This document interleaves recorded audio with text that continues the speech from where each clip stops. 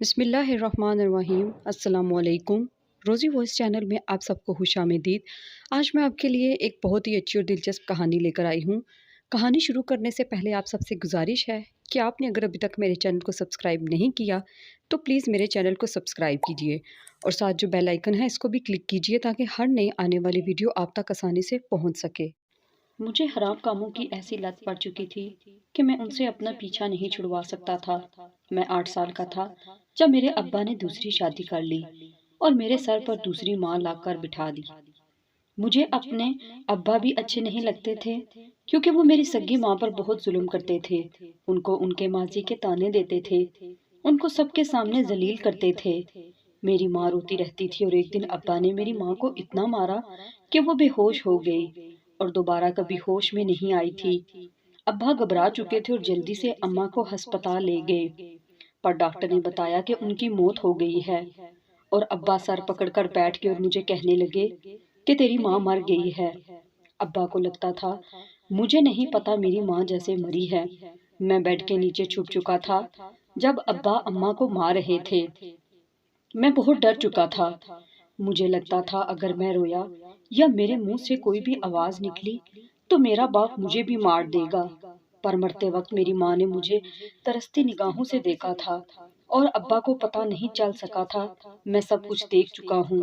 میری ماں کے چہرے پر اور جسم پر زخموں کے نشان تھے۔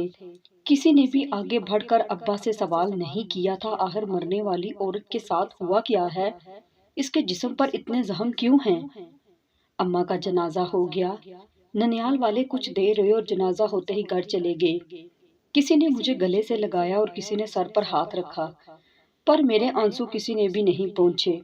باقی سب کو کھانے پینے کا تھا کہ کھانے میں کیا بن رہا ہے۔ میری ماں مری تھی پر سب کو یہی تھا دیکھتے ہیں امجد میرا باپ اپنی بیوی کی روٹی کیسے دیتا ہے، کنجوسی کرتا ہے یا کھلے دل سے پیسہ لگائے گا کھانے پر۔ کتنے افسوس کی بات ہے نا کہ لوگ مرنے والے کو چھوڑ کر کھانے پینے کی فکر میں ہوتے ہیں، اور ان کو دیکھ کر ایسا لگ رہا تھا جیسے وہ میری ماں کے مردہ وجود کو کھا رہے ہوں۔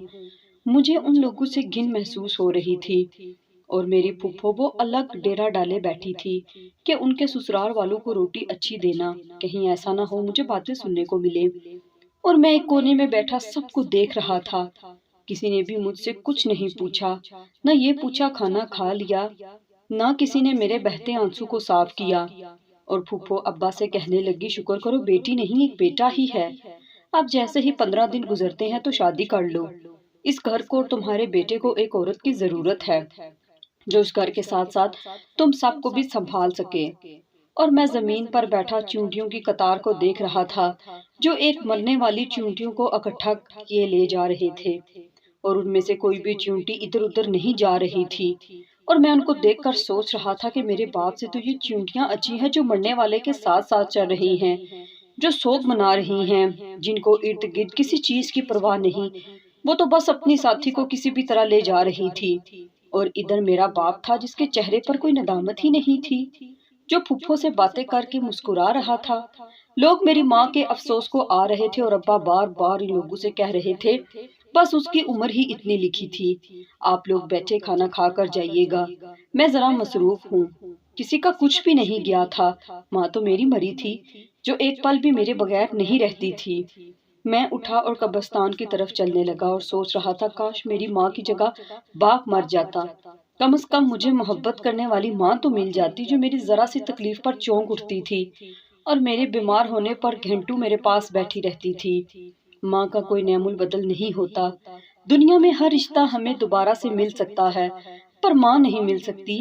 کاش ایسا ہو جائے ہم اپنی زندگی دے کر اپنی ماں کی زندگی کو، اس کی مسکراہٹ کو خرید سکیں اور ماں ہمیشہ اس دنیا میں زندہ رہے، کبھی بھی چھوڑ کر نہ جائے۔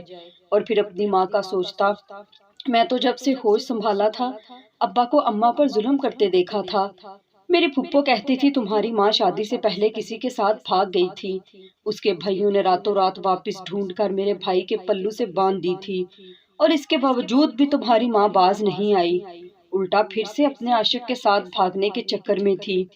یہ تو میرا بھائی تھا جو اس عورت کو قابو کر رکھا تھا اور اس کے ساتھ گھر بسانے پر راضی ہو گیا، ورنہ اس کے بھائی نے تو سوچ لیا تھا وہ اس کو کاٹ کر دریا میں پھینک دیں گے۔ اور تب میری ماں کہتی تھی یہ سب جھوٹ ہے، میں ایسی عورت نہیں ہوں، میری بھابھی نے سازش کی اور مجھے بدنام کیا ہے۔ میری ماں ابا سے مار کھاتے وقت بھی یہی کہتی تھی، میرا یقین کرو میں بے گناہ ہوں، میں نے کچھ نہیں کیا۔ پر ابا کبھی میری اماں کی بات نہیں سنتے تھے اور آخر میری اماں کی موت ہو گئی، اور شاید اچھا ہوا، میری ماں ابا کے مزید ظلم سہنے سے بچ چکی تھی۔ اس دنیا میں ہر انسان خوش نصیب نہیں ہوتا، کوئی اپنی جھولی کو خالی لے کر جاتا ہے، کوئی نفرتوں کا بوجھ سہتا رہتا ہے، کوئی محبتوں کو پا کر امر ہو جاتا ہے، اور کوئی میری ماں کی طرح بد نصیب ہوتا ہے۔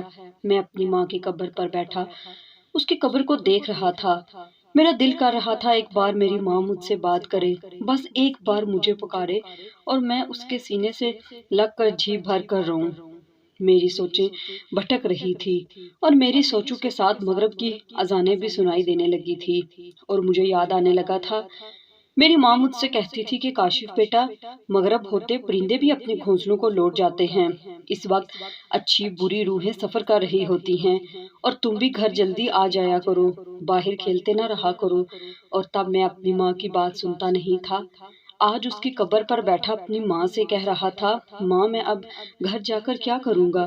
تم تو کہتی تھی مغرب ہوتے گھر آ جایا کرو، پھر تم کیوں گھر سے باہر آ گئی ہو؟ آج تم بھی میرے ساتھ چلو، مجھے کیوں اکیلا چھوڑ گئی ہو؟ سب کہتے ہیں تم کبھی واپس نہیں آؤ گی، پر میرا تو کچھ سوچتی مجھے بھی اپنے ساتھ لے جاتی، میں کیا کروں گا اب تمہارے بغیر؟ میرے تو کوئی بھی نہیں تھا، آخر کیوں مجھے چھوڑ کر چلی گئی؟ میں پھوٹ پھوٹ کر رو رہا تھا، اور پھر ایک آدمی مجھے ڈھونڈتا ہوا وہاں آیا اور کہنے لگا، کاشف تیرا باپ تجھے بلا رہا ہے، جلدی گھر پہنچو۔ اور وہ میرا ہاتھ پکڑے ہوئے مجھے گھر لے آیا۔ میں بہت اداس رہنے لگا تھا، کئی دن ہو گئے تھے میں سکول بھی نہیں جا رہا تھا، اور ابا کو بھی میری کوئی فکر نہیں تھی، وہ تو اپنی عیاشیوں میں مصروف تھے۔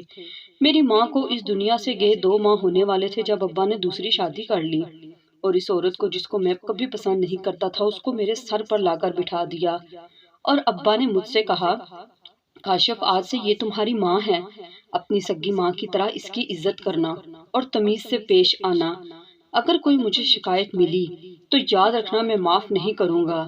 میں تو پہلے بھی چپ چاپ رہنے والا بچہ تھا، سارا دن باہر آوارہ گردی کرتا، شام کو گھر آتا اور میری ماں بند سنور کر بیٹھی ٹی وی دیکھ رہی ہوتی، میں کتنی دیر بیٹھتا اس کو دیکھتا رہتا تھا، پر اس عورت کو میری کوئی پرواہ ہی نہیں ہوتی تھی۔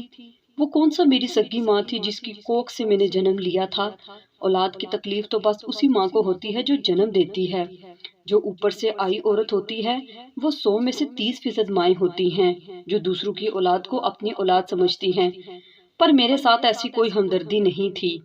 میں پہلے جب گھر آتا تھا تو میری سگی ماں بھاگ کر آ کر میرا منہ ہاتھ دھلاتی، پھر مجھے اپنے ہاتھوں سے کھانا کھلاتی اور پھر مجھے پڑھاتی تھی، اور آج میں بیٹھا انتظار کر رہا تھا میری دوسری ماں جس کو میرے باپ نے کہا تھا تمہاری ماں ہے اور تمہاری سگی ماں سے بڑھ کر تمہارا خیال رکھے گی، اس کو تو کوئی فکر ہی نہیں تھی۔ میں خود اٹھا اور کچن سے جا کر کھانا کھانے لگا۔ جن بچوں کی مائیں مر جاتی ہیں پھر ان کے ناز نخرے بھی ختم ہو جاتے ہیں۔ میں تلخ نہیں ہونا چاہتا تھا، میں جیسا تھا ویسا بننا نہیں چاہتا تھا، پر میرے حالات نے، میرے اپنوں کی سازشوں اور نفرتوں نے مجھے ایک ایسا انسان بنا دیا جس کو کسی دوسرے انسان کا دکھ محسوس نہیں ہوتا تھا، اور جب محسوس ہوا تب تک بہت دیر ہو چکی تھی اور میں ہار چکا تھا۔ ابا نے آخر مجھے سکول بھیجنا شروع کر دیا، پر میری دوسری ماں صبح جلدی نہیں اٹھتی تھی، نہ میرے کپڑے دھوتی اور نہ میرا کوئی کام کرتی۔ ابا نے میرا گندا یونیفارم دیکھا تو کہنے لگا، اپنی ماں سے کہتے دھو دیتی، تم اب بچے تو نہیں ہو۔ میں نے کہا، ابا آپ ہی تو کہتے ہیں یہ عورت میری ماں ہے، تو ماں تو خود اپنے بچوں کے کام کرتی ہے۔ میری ماں بھی تو تھی جو میرے گندے کپڑے مجھے دھو کر دیتی تھی اور مجھے کبھی گندے کپڑے نہیں پہننے دیتی تھی، اور نہ میں اس کو کہتا تھا، وہ تو خود بھاگ بھاگ کر میرے سارے کام کرتی تھی، پھر یہ کیسی ماں ہے؟ اور تبھی پیچھے سے میری سوتیلی ماں گئی، کہنے لگی، امجد سن لی اپنے بیٹے کی بات؟ کل جب کھیل کر آیا تو میں نے اسے کہا کہ اپنا یونیفارم مجھے دے دو تاکہ میں دھو دوں، پر یہ مجھے غصے سے دیکھتا ہوا کمرے میں چلا گیا۔ میں تو جب سے اس گھر میں آئی ہوں بہت کوشش کر رہی ہوں اس کو ماں کا پیار دے سکوں، پر یہ لڑکا تو توبہ توبہ کیسی کیسی چلاکیاں کرتا اور مجھ پر الزام لگا رہا ہے۔ تمہارے بیٹے نے مجھے قبول نہیں کیا۔ میں بتا رہی ہوں آج مجھ پر کیسی ماں کا الزام لگا دیا، کل کو نہ جانے کیا کرے گا، پر میں تمہیں بتا رہی ہوں میں دوبارہ کبھی ایسی کوئی بات برداشت نہیں کروں گی۔ پھر نہ کہنا میں نے بتایا نہیں، اور وہ اپنے کمرے میں واپس جا کر سو گئی، اور ابا مجھے غصے سے گھورنے لگا، اور میں بنا ناشتے کے ہی اپنے اسکول بیگ اٹھایا اور اسکول چلا گیا۔ اسکول میں استاد نے بہت مارا کہ میں پڑھتا نہیں ہوں ٹھیک طرح سے، اور میرا یونیفارم بھی گندا ہے۔ ہمارے محلے کے پاس سرکاری اسکول تھا جس میں استاد کوئی لحاظ نہیں کرتے تھے۔ انہوں نے ایک بار بھی یہ نہیں پوچھا کہ تمہاری ماں کہاں ہے، وہ تمہیں اتنا گندا لباس کیوں پہنا کر بھیجتی ہے۔ الٹا مارتا رہتا اور مار کھاتا گیا اور آنسو بہاتا گیا۔ میرا دکھ کوئی نہیں سمجھ سکتا تھا، میرے اندر کی تکلیف کا کسی کو کوئی اندازہ نہیں ہو سکتا۔ جس کی ماں نہیں ہوتی اس کا کوئی نہیں ہوتا۔ میں اسکول سے گھر آیا، خود اپنے کام کرنے لگا اور اپنے کمرے کو خود صاف کیا اور اپنے کپڑے دھوئے اور اپنی کتابیں اٹھا کر اپنی ماں کی قبر پر بیٹھ گیا، اور اب روز کا معمول بن چکا تھا۔ میں اپنی ماں کی قبر پر جا کر پڑھتا اور وہی ہوم ورک کرتا۔ جب ایک دن وہاں آئی ایک عورت نے مجھے دیکھ لیا۔ وہ اپنے شوہر کی قبر پر آئی تھی، اس کے ساتھ ایک لڑکی بھی تھی جو چھوٹی سی تھی۔ وہ عورت مجھے دیکھ کر کہنے لگی، بیٹا تم قبرستان میں بیٹھ کر کیا کر رہے ہو، تمہارا گھر نہیں ہے؟ میں نے کہا آنٹی گھر تو ہے پر میری ماں نہیں ہے، اور اس عورت نے مجھے اپنے گلے سے لگا لیا، میرا ماتھا چوما، کہنے لگی ایسے نہیں کہتے، ماں ہمیشہ ہمارے ساتھ ہوتی ہے، ہماری باتوں کو ہمیں سن اور دیکھ رہی ہوتی ہے، اور دل کی دھڑکن کے ساتھ ماں کی دھڑکن دھڑکتی ہے۔ اور تم میرے ساتھ چلو، میں بھی اسی محلے میں رہتی ہوں، میں تمہیں پڑھاؤں گی، بلکہ آج سے تم مجھے اپنی خالہ سمجھو۔ اور اس کے ساتھ ایک بچی بھی تھی جو میری عمر کی تھی، اس نے میرا ہاتھ پکڑ لیا، کہنے لگی بھائی میرے ساتھ چلو، ہم اکٹھے پڑھیں گے، اور میں اپنا اسکول بیگ اٹھا کر ان کے ساتھ چلنے لگا۔ ماں کے جانے کے بعد پہلی بار کسی نے مجھ سے اتنی شفقت اور محبت سے بات کی۔ وہ ہمارے محلے میں رہتی تھی پر میرا سامنا پہلی بار ہوا تھا، اور مجھے جان کر بہت دکھ ہوا تھا۔ اس لڑکی زینب کا باپ فوت ہو چکا تھا۔ جب اس نے بھائی کہا تو مجھے عجیب سا احساس ہوا تھا، اور وہ اس دن سے وہ میری بہن بن چکی تھی اور میں اس کا بھائی تھا جو اس پر جان نچھاور کرتا تھا۔ زینب کو دیکھ کر میں سوچتا کاش میری اپنی کوئی بہن ہوتی تو بالکل زینب جیسی ہوتی، اور میں ہر روز اسکول سے ان کے گھر چلا جاتا اور لوگ میرے کچھ نہیں لگتے تھے، میرا کوئی رشتہ نہیں تھا، پر احساس کا رشتہ سب پر بھاری ہوتا ہے۔ اور وہ عورت میری خالہ اور اس کی بیٹی زینب میری بہن تھی، جس کو میں اپنی سگی بہن سمجھتا تھا۔ اسے میں اپنے گھر بھی لے آتا تھا، پر میری سوتیلی ماں کہتی شرم کرو، دوسروں کی بیٹیوں کو لے کر پھر رہے ہو، بالکل اپنی ماں جیسے ہو، گندا خون۔ اور تب میں اپنی سوتیلی ماں سے کہا گندا خون میرا نہیں آپ کا ہے، جو کسی کو بھی دیکھ کر کچھ بھی کہہ سکتی ہیں، یہ لڑکی میری بہن ہے، اور میری بہن کی عزت کرنا آپ بھی سیکھ لیں، میں بار بار نہیں بتاؤں گا۔ تب میں 8ویں جماعت میں تھا اور زینب 6ٹھی جماعت میں پڑھتی تھی۔ وقت گزرتا گیا اور میں نے کالج میں ایڈمیشن لے لیا تھا، جب ایک دن زینب کی ماں اور اس کے گھر والے یہ شہر چھوڑ کر چلے گئے، اور مجھے کچھ بھی نہیں بتایا، اور نہ میرے پاس کوئی رابطہ، نہ کوئی نمبر تھا۔ اتنے سال ہو چکے تھے، مجھے ان لوگوں کی عادت پڑ چکی تھی، پر نہ جانے کیا ہوا جو زینب کے چچا اور دادا اس کو یہاں سے لے گئے تھے۔ میں نے پہلے اپنی ماں کھوئی تھی، اب اپنی بہن کو کھو دیا، پر روز سوچتا نہ جانے وہ کہاں ہوگی، کیسی ہوگی، میرا دل بھر آتا تھا۔ اور پھر نیلے آسمان کو دیکھتا میں اپنے رب سے بہت کچھ کہنا چاہتا تھا، بہت سی باتیں تھی، پر میں چپ تھا، یا شاید میں اپنے رب سے ناراض ہو چکا تھا۔ دل بار بار یہی کہتا کہ تم اپنے رب کے علاوہ کسی کو بھی اپنا نہیں پاؤ گے، لوٹ کر اپنے رب کی طرف ضرور واپس جاؤ گے۔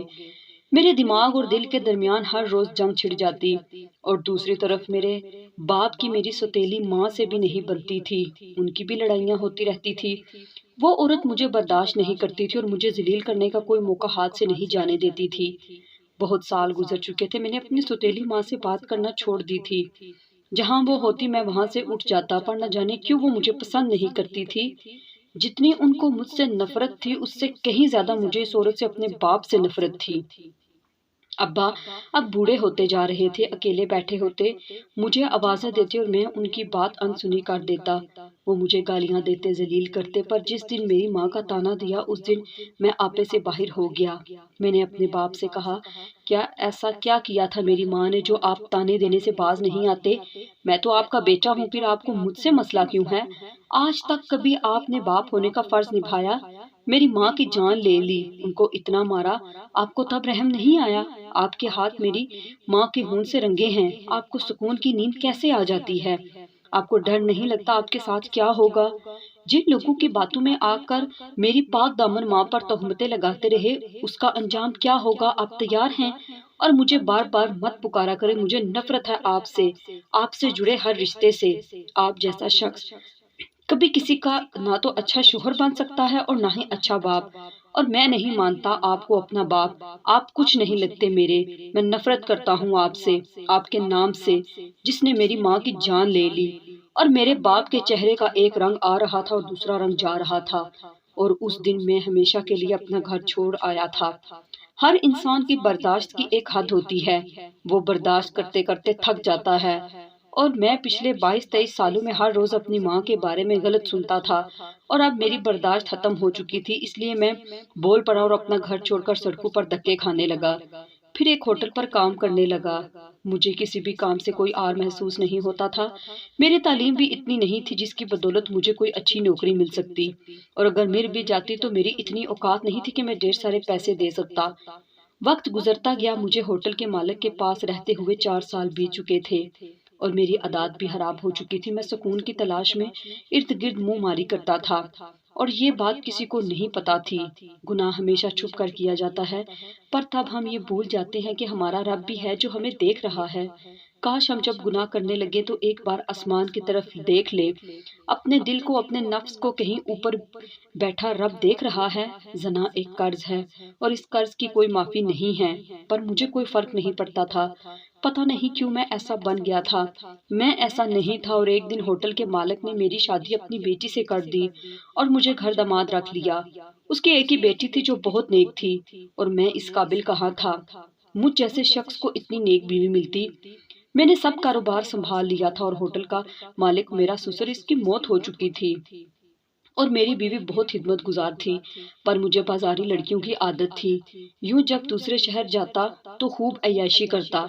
ایک روز اپنے ساتھ ایک لڑکی لایا جو بہت کم عمر تھی۔ وہ مجھ سے بولی، اگر تم نے میرے ساتھ کچھ برا کیا تو جو تم میرے ساتھ کرو گے وہی تمہاری بیوی کے ساتھ ہوگا۔ میں نے اس کی بات مذاق میں اڑا دی، لیکن جب اگلے دن گھر واپس گیا تو ہوش اڑ گئی اور پیروں تلے سے زمین نکل گئی، کیونکہ بیوی کے ساتھ بھی وہی سب کچھ ہوا۔ وہ ایک کونے میں پڑی رو رہی تھی، اور مجھ پر قیامت ٹوٹ پڑی جب وہی لڑکی اور اس کے ساتھ کچھ لڑکے میرے گھر میں موجود تھے۔ اس لڑکی نے جو مجھے ملی تھی، جس کے ساتھ میں خود برا کر چکا تھا، کہنے لگی، تم سے کہا تھا نا میرے ساتھ کچھ برا مت کرنا، تم نے مجھے اکیلی دیکھا، میرے ساتھ زبردستی کی، اور آج دیکھو میرے بھائی نے تم سے بدلہ لے لیا اور تمہاری بیوی کو لے کر جا رہے ہیں، کیونکہ تم ایسی عورت کو تو اپنے پاس نہیں رکھو گے نا۔ میں نے کہا، تم آخر کون ہو اور یہ سب کیوں کیا؟ میری آواز کانپ رہی تھی۔ وہ بولی، میں ایک گینگسٹر کی اکلوتی بہن ہوں۔ میرا بھائی جو دوسروں کے ساتھ کرتا تھا اس کی اپنی بہن کے ساتھ ہو گیا، اور تم دوسروں کی بیٹیوں کے ساتھ کرتے تھے وہ خود اپنی بیوی کے ساتھ ہو گیا۔ میرے بھائی کو اس کے لیے سزا ملی اور تمہیں تمہارے گناہ کی سزا ملی، اور میں زمین پر بیٹھتا چلا گیا۔ وہ لڑکے میری بیوی کو گھسیٹ رہے تھے، اپنے ساتھ لے جا رہے تھے۔ میں ان کو دھکے دینے لگا، ان سے کہنے لگا، چھوڑ دو میری بیوی کو۔ تب ایک لڑکا آگے بڑھا اور کہنے لگا، اس لڑکی پر ہماری کب سے نظر تھی، پر یہ ہمارے ساتھ نہیں آ رہی تھی، یہاں چھپ کر بیٹھی تھی، ہمارے باس کی پسند ہے، یہ لڑکی ان کو ہر حال میں چاہیے، اسی لیے رات وہ یہیں تھے، اب ان کا حکم ہے، انہیں یہ لڑکی ہمیشہ کے لیے چاہیے، اور تمہیں مار دینے کا آرڈر ہے، پر اگر تم تعاون کرو گے تو ہم تمہیں زندہ چھوڑ دیں گے۔ اور میں اس لڑکی سے جو اس گینگ کا حصہ تھی، میں نے اس کے آگے ہاتھ جوڑ دیے، اس سے کہا، مجھے معاف کر دو، مجھ سے بہت بڑی غلطی ہو گئی ہے، میں بہت زیادہ شرمسار ہوں۔ پر وہ لڑکی کہنے لگی، تم میرے بھائی اور باپ جیسے ایک عیاش شخص ہو، تمہیں پتہ ہے میری شادی ہونے والی تھی، میں اپنے بھائی کو، اس کا گھر اور اس کے گھر کام کو چھوڑ کر جا رہی تھی، پر رستے میں تم ملے اور تم نے مجھے کہیں کا نہیں چھوڑا، اور جب تم میرے ساتھ زبردستی کرنے کی کوشش کر رہے تھے تب فون پر میرا بھائی سب کچھ سن چکا تھا، وہ تم تک تو نہ پہنچ سکا پر تمہاری بیوی تک پہنچ گیا، اور دیکھو قدرت کا کمال، जिस लड़की को मेरा भाई पिछले 2 साल से ढूंढ रहा था वो तुम्हारी बीवी निकली, पर वो जिंदा तुम्हें भी नहीं छोड़ेगा। और वो लड़की हंसने लगी थी और मैं बेबसी की इंतहा पर था जब फायर चलने की आवाज आई और जो गोली मुझे लगनी थी मेरी बीवी को लग चुकी थी। मेरी नेक नेक बीवी जिससे मैं मोहब्बत करने लगा था, आज सोचकर मैं घर में दाखिल हुआ था कि आज के बाद कभी कोई हराम काम नहीं करूंगा। मैं अपने गुनाहों पर तौबा करना चाहता था, पर अब बहुत देर हो चुकी थी। वो लोग भाग चुके थे। पुलिस आई और मुझसे पूछताछ करने लगे। मेरे जुबान पर बस एक ही लफ्ज था, मैं कातिल हूँ अपनी बीवी का।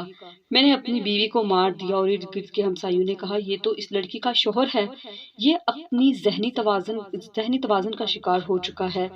हमने खुद कुछ लोगों को इसके घर में दाखिल होते देखा था और फिर गोली चलने की आवाज आई। मेरी हालत बिगड़ चुकी थी और लोग मुझे दीवाना कहने लगे। वो समझते कि मैं पागल हो गया हूँ, पर ये सच था कि मैं अपनी बीवी का कातिल था। मेरे हराम कामों ने मेरी बीवी की जान ले ली। काश मैं सुधर जाता। मेरी बीवी मुझे बहुत समझाती थी, पर मैं वक्त पर समझ ही नहीं सका। मैं बहुत बुरा और बदनसीब इंसान हूँ जिसके पास कभी कोई रिश्ता नहीं बचता। पहले माँ खो दी, फिर एक मुंह बोली बहन ज़ैनब मिली, वो भी न जाने कहाँ चली गई। फिर जान से प्यारी बीवी, वो भी मुझे छोड़कर चली गई। और मैं पता नहीं क्यों जिंदा था। आखिर अच्छे लोग इस दुनिया से इतनी जल्दी क्यों चले जाते हैं? मेरे जैसे बुरे लोग क्यों नहीं मर जाते? क्यों उनको बड़े सदमे के पहुंचने से मौत नहीं आती? मैं अपने रब से माफी मांगता हूँ, अपनी बेबसी पर रोता हूँ। और अगर आप सबकी जिंदगियों में कोई समझाने वाला मौजूद है तो उस रिश्ते की कदर करें और संभल जाएं, इससे पहले कि कहीं देर ना हो जाए।